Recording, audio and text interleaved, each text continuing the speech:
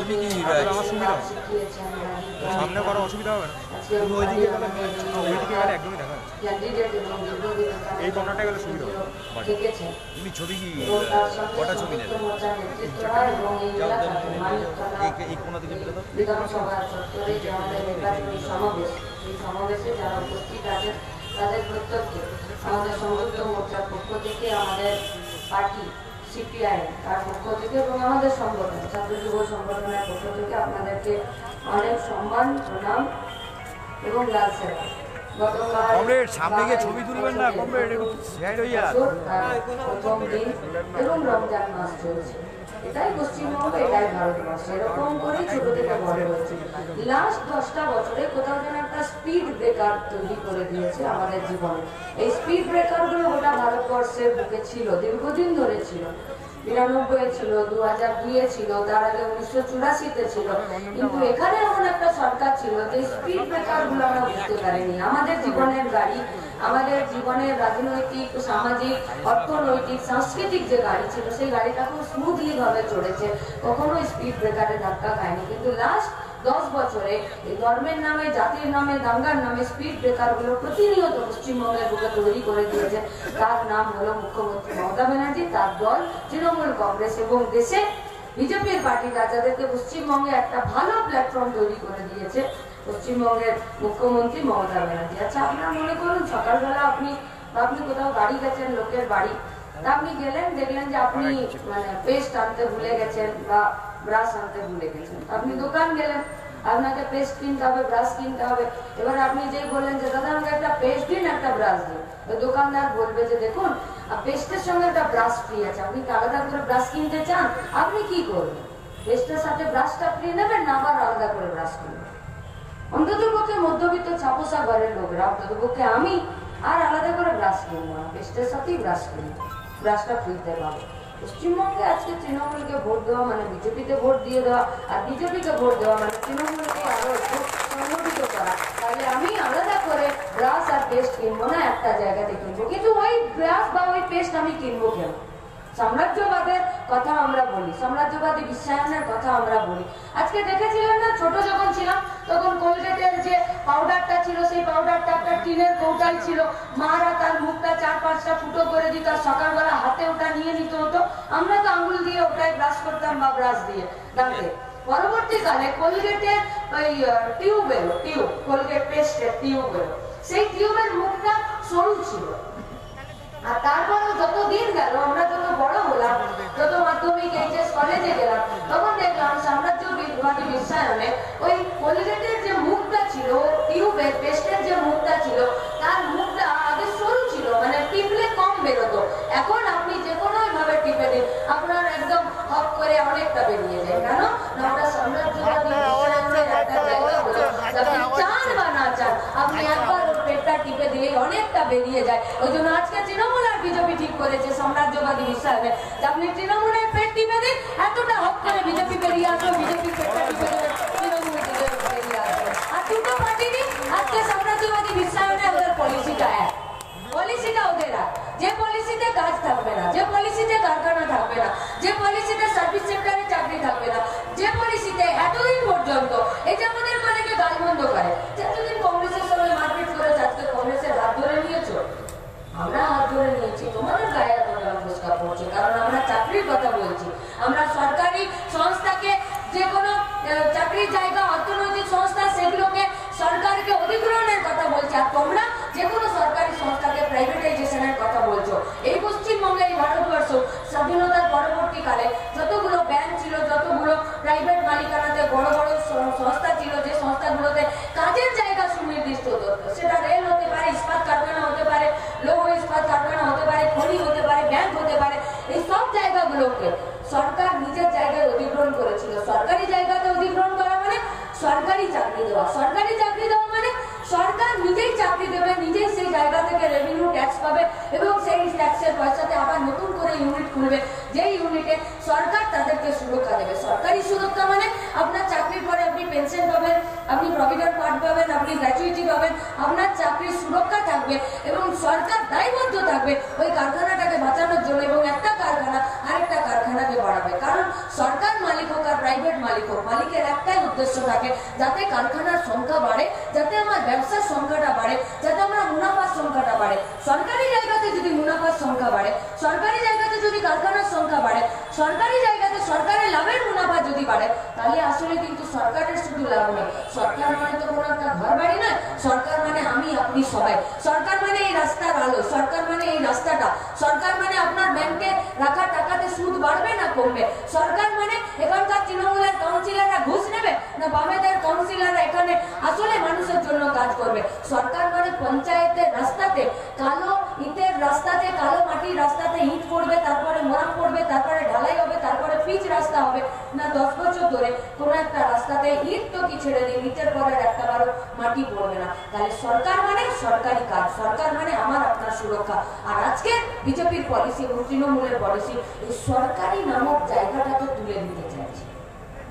তার বিরুদ্ধে এবারে 2021-এ পশ্চিমবঙ্গ বিধানসভা নির্বাচন এইটাকেই আমরা স্ট্যাবলিশ করতে চাইছি। আমরা জানি এখানে অনেকে উপস্থিত আছেন যারা লাল ঝান্ডা ধরে আমাদের সাথে লড়াই আন্দোলনে থাকেন না। এখানে অনেকে উপস্থিত আছেন যারা কংগ্রেস ও আইএসএফের ঝান্ডা নিয়ে রাস্তায় তারা বেরোন না। এখানে অনেক মানুষ আছেন যারা সরাসরি ভাবে কোনো রাজনৈতিক দলকে সমর্থনও করেন না বা সরাসরি ভাবে কোনো বিরোধিতাও করেন না। কিন্তু আজকে দেখছেন না তৃণমূলের নেতারা বলছে যে আমি তৃণমূলের থেকে কাজ করতে পারছি না, কারো কারো আবার অক্সিজেনের সিলিন্ডারের প্রয়োজন হচ্ছে, আর তৃণমূল রাস্তা দেখিয়ে দিচ্ছে যে বিজেপিতে যাও, দিলীপ ঘোষ খাটাল বানিয়ে আছে, সেখানে গরুর লাল থেকে অক্সিজেন বেরোয়, তৃণমূলে অক্সিজেন পাবে না, বিজেপিতে অক্সিজেন পাবে। আবার তৃণমূলের অনেকে আছে যারা এখানে সুগার পেশেন্ট হয়ে গেছে, আর সুগারের ট্যাবলেট দিদিমণি ইত্যাদির বাড়ি থেকে বিক্রি হচ্ছে না, বিজেপির পার্টি অফিস থেকে বিক্রি হচ্ছে, তারাও বিজেপির দিকে সেখানে তারা লাইন দিচ্ছে। কিন্তু এখানে অনেক মানুষ উপস্থিত আছেন আজকের আমাদের সমাবেশে, দূর অব্দি মাইকের আওয়াজ যেখানে আছে, তারা দলের থেকে কাজ করতে পারছেন এমন না, এমনটা নয়, তারা শ্বাস নিতে পারছেন না তৃণমূল বা বিজেপিতে এমনটা নয়, কিন্তু তারা ভারতবর্ষের বিজেপি শাসিত সরকারের পলিসি এবং পশ্চিমবঙ্গে 10 বছরের তৃণমূল কংগ্রেসের পরিচালিত পলিসিতে তারা আজকে প্রাণ ভরে নিঃশ্বাস নিতে পারছে না। তাই সংযুক্ত মোর্চার সমাবেশে এসছে এক মুহূর্তে একটু বাতাস আর নিঃশ্বাস নেবার জন্য। যখন এতটা ভরসা করেছেন তখন বাকি ভরসাটাও রাখুন। সংযুক্ত মোর্চা, লাল ঝান্ডা, রূপাদি, তিনটে নাম, একটাই ঝান্ডা, একটাই নীতি, আপনাদেরকে ছেড়ে যাবে না। দীর্ঘদিন রূপাদি এখানে ছিলেন কাউন্সিলর, এখানকার কত উন্নতি হওয়ার দরকার, কি সমস্যা, সেই সমস্যার সমাধান কি সেটা তার থেকে ভালো কেউ জানে না। আর যদি কাউন্সিলরের কাজ হয় যে পুরোনো বাড়িতে নতুন করে রং করে দেওয়া, আর একটু বেশি পুরোনো বাড়িতে নতুন করে নীল সাদা রং করে দেওয়া, নতুন বাড়িকে দ্বিতীয়বার উদ্বোধন করা, বড় লাইটের নিচে ছোট লাইট লাগানো, আর তারপরে বলা হাজার হাজার মানুষ উন্নয়নের সঙ্গে যুক্ত হয়েছে, তারপরে বলা, তাহলে আমরা তাদেরকে বলতে চাই পেটে গামছা বেঁধে বাগানে গোলাপ ফুলের গন্ধ শুনতে একদম ভালো লাগে না, পেটটা ভরা থাকে তবেই বাগানে গোলাপ ফুলের গন্ধ শুনতে ভালো লাগে। আমরা তাই এমন একটা বাগান চাইছি যেখানে গোলাপ ফুল না থাকুক, অন্তত পক্ষে কতগুলো বটবৃক্ষের মতন বড় গাছ থাকুক, যারা ফুলের গন্ধ না দিক, ফল না দিক, অন্তত পক্ষে ছায়াটা দিক। আজকে পশ্চিমবঙ্গে আমাদের ছায়াটা খুব দরকার, কারণ আমাদেরকে শুরু করতে হচ্ছে আবার মাইনাস থেকে। আপনি মনে করুন একটা ছেলেকে লেখাপড়া শেখালেন, ধারাপাত শিখিয়ে দিলেন, একের জন্য শিখিয়ে দিলেন, 1 2 শিখিয়ে দিলেন, এবার আপনি ওকে দেখলেন না, ও যখন ক্লাস 5-এ পড়তে যাচ্ছে, আবার আপনি ওকে নিয়ে যখন পড়াতে বসলেন, দেখলেন ও বাবা তো 7টা এইদিকে লিখছে না, 7টা উল্টো দিকে লিখছে, তার মানে কি কেচে গন্ডু সবার প্রথম থেকে শুরু করতে হচ্ছে। আবার আমরা পশ্চিমবঙ্গের উন্নতিতে, পশ্চিমবঙ্গের সংস্কৃতিতে, পশ্চিমবঙ্গের রাজনীতি অর্থনীতিতে আবার আমাদেরকে কেচে গন্ডুস করে নতুন করে শুরু করতে হচ্ছে। তার একমাত্র দায়ী মমতা ব্যানার্জি, তৃণমূল কংগ্রেসের সরকার, যারা 10টা বছরে কাটমানি তোলাবাজি সিন্ডিকেটের মাধ্যমে যারা ক্যান্সারে পরিণত করেছে। তাই আপনাদের কাছে আবেদন, রূপা বাগচির নামে একটা রের ব্যবস্থা করুন এই ক্যান্সারটাকে ধ্বংস করার জন্য, যেটা আপনাদের পাশে প্রত্যেক দিন আপনাদেরকে একটা বুলেট প্রুফ জ্যাকেট আপনাদেরকে দেবে, আর ওই ক্যান্সারের রোগে রের ব্যবস্থা করবে, রের ব্যবস্থা করবে। আমরা বলতে চাই না, আমরা এটা একবারে বলছি না যে আমরা সংযুক্ত মোর্চার সরকার আসবো আর আপনাদের সমস্ত রকম সব সমস্যার সমাধান করে দিতে পারবো না, পারবো না, এ কথা বললে ভুল বলা হবে। তাই আমরা বলেছি ক্যান্সারের রে দেবো, যাতে ক্যান্সারটা মাথা চাড়া না দিতে পারে। কিন্তু আপনারা এটা বিশ্বাস রাখতে পারেন, আপনাদেরকে আমরা একটা করে বুলেট প্রুফ জ্যাকেট দেবো, যেটাতে পুঁজিবাদের নামে, যেটাতে বাজারের নামে, যেটাতে অর্থনীতির নামে আপনার পিঠে, সাধারণ মানুষের পিঠে আর্থিক নীতির যাতে চাবুকটা না পড়ে, সেই চাবুকটা আগে সংযুক্ত মোর্চার পিঠে পড়বে, তারপরে আপনাদের পিঠে ফেলতে দেবো। এই বুলেট প্রুফ জ্যাকেটটা আপনাদেরকে দিতে পারি। সংযুক্ত মোর্চার প্রার্থী রূপাদি আমাদের কমরেড, আমাদের নেত্রী, তিনি বলেছেন যে সংযুক্ত মোর্চা হলে কি হবে, 200 ইউনিট বিদ্যুৎ বিল ফ্রি, এটা আমরা বলেছি। দিদিমণি বলেছেন আমি হরিদাস পালের বেটি, একটু করোনাটা ঠিকঠাক হয়ে গেলে 2.5 লক্ষ শূন্যপদ তুলে দেবো। আমরা মরে গেছি নাকি তুমি 2.5 লক্ষ শূন্যপদ তুলে দেবে আর আমরা মুখ বুঝে বসে থাকবো?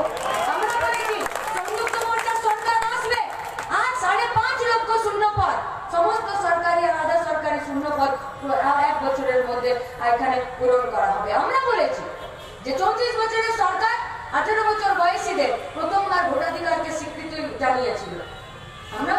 আমরাই বলেছি আচ্ছা বামফ্রন্টের সরকার কোনো দয়া করেছে, দান করেছে না?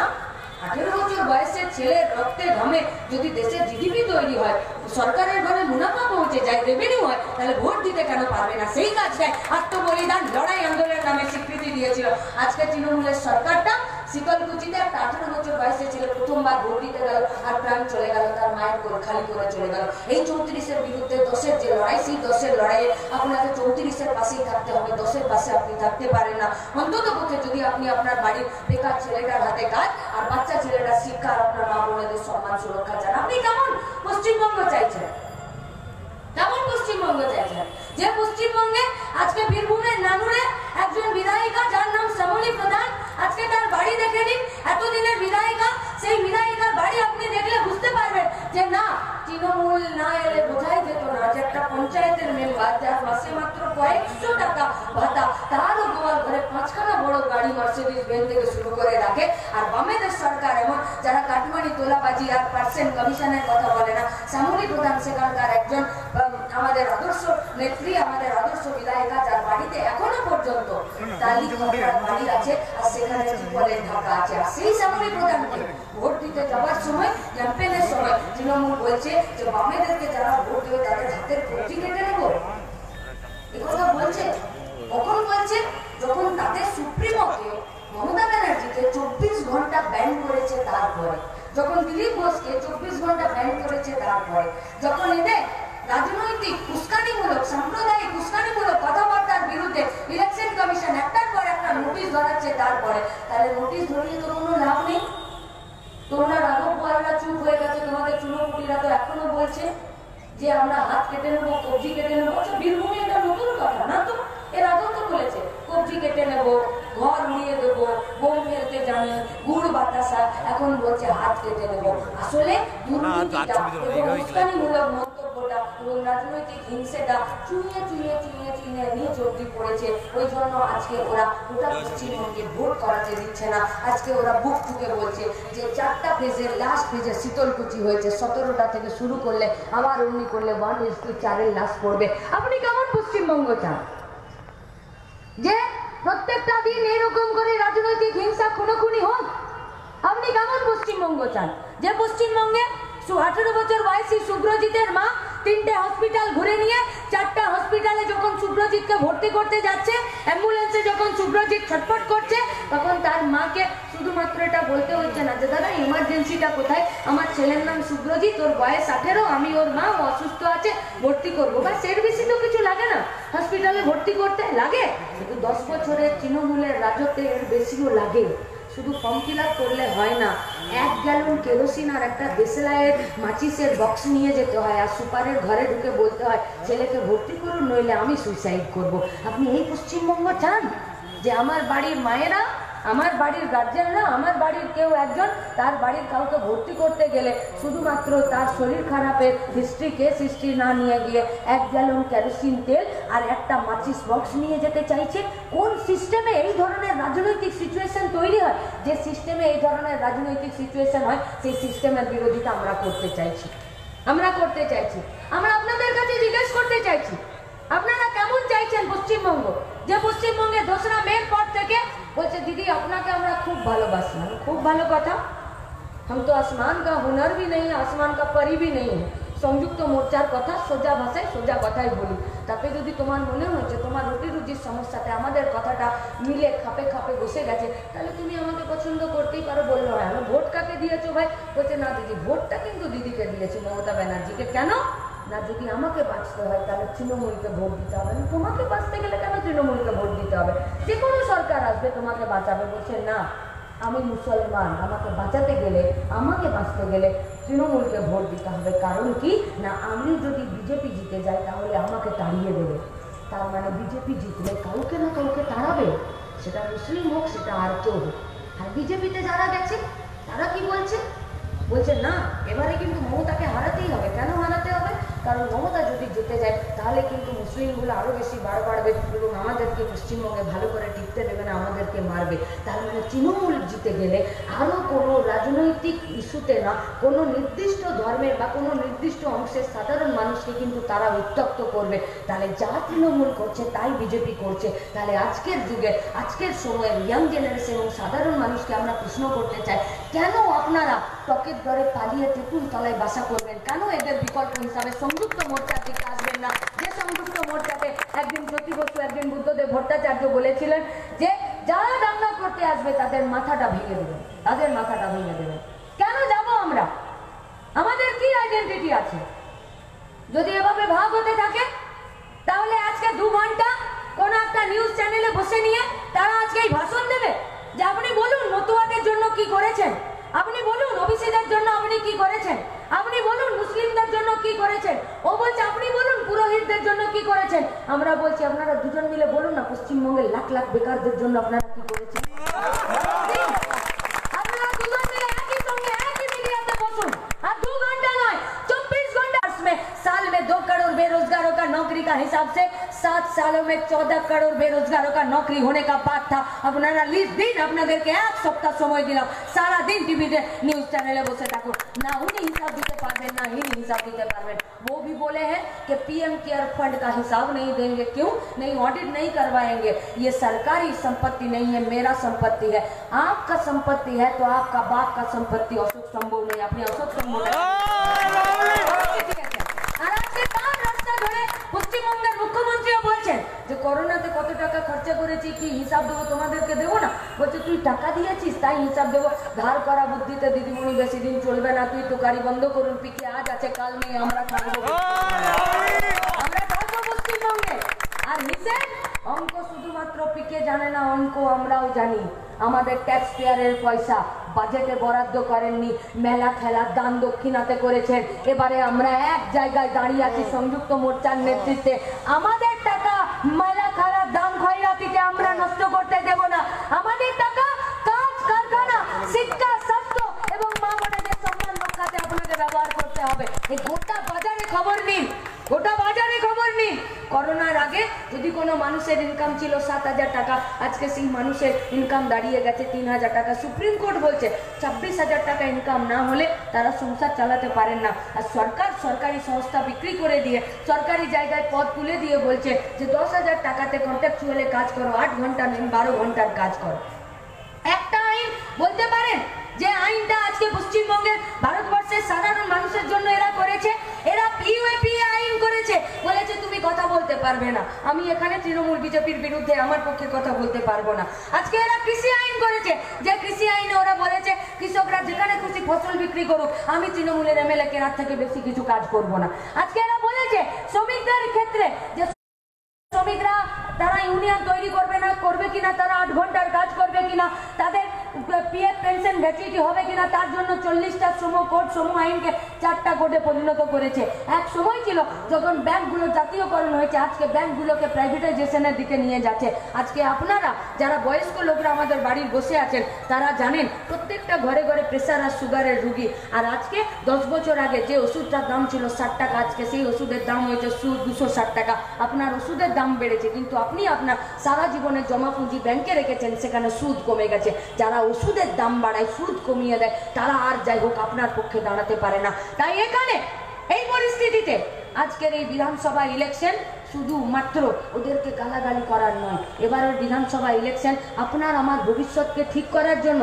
এবারের বিধানসভা ইলেকশন দিদিমণি সকালবেলা 2 ঢাকনা ব্রেনোলিয়া খেতে ভুলে যাচ্ছেন আর স্কুটিতে ইলেকট্রিকে চার্জ করে বলছে আমি নবান্ন যাবো, পেট্রোল ডিজেলের দাম বেড়েছে বলে। আর যখন যেতে চাইছেন তখন পড়ে যাচ্ছেন। মুশকিল আছে, চালাতে না জানলে তো অমনি হবে। এখন যারা পিছনে ঠেলছেন তাদের আরো কষ্ট।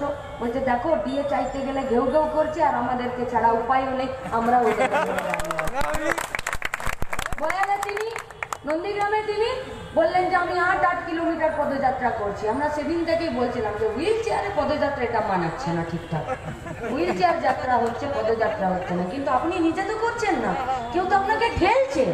কতদিন আর ঠেলে ঠেলে সরকারকে টেনে নিয়ে যাবে?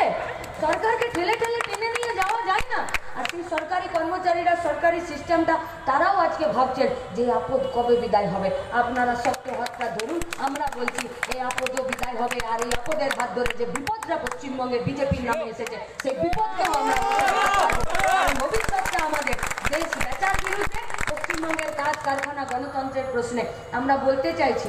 অনেক আমাদের তৃণমূল বিজেপির ভাইয়েরা বন্ধুরা আছেন, পশ্চিমবঙ্গের সংস্কৃতি ছিল যে তৃণমূল করতে পারেন, কংগ্রেস করতে পারেন, বিজেপি করতে পারেন, সিপিএম করতে পারেন, কিন্তু একসঙ্গে আড্ডা দিতাম, ইফতার করতাম, দুর্গাপূজায় যেতাম, 25শে বৈশাখে, পয়লা বৈশাখে নতুন জামা কাপড় পরে একসঙ্গে বিকেলবেলাটার আড্ডা দিতাম। কিন্তু আজকে সেই রাজনৈতিক সেই সংস্কৃতিটা নষ্ট করেছে পশ্চিমবঙ্গের সরকার। কখনো আমার দামের ইজ্জতের দাম ঠিক করে, কখনো তাদের হাতে ক্লাবের নামে, পুজোর নামে, কখনো মোল্লা মুয়াজ্জিনদের নামে, কখনো পুরোহিতের নামে হাতে কিছু টাকা গুঁজে দেওয়া। আমরা বলেছি ইন্ডিভিজুয়াল বেনিফিশিয়ারি, ব্যক্তিগতভাবে কোনো কাউকে কিছু পাইয়ে দেওয়ার জন্য সরকার হতে পারে না। আমাদেরকে আমাদের কমরেডরা, আমাদের গ্রামের, আমাদের এলাকার, আমাদের ওয়ার্ডের লোকেরা আমাদেরকে প্রশ্ন করছে যে তোরা কেমন ঠং নাচানোর পার্টি রে, ইলেকশন লড়তে এসছিস, তাও রূপাদিকে হাতে বিল কুপন নিয়ে পাঠিয়ে দিয়েছিস যে 5 টাকা করে দাও।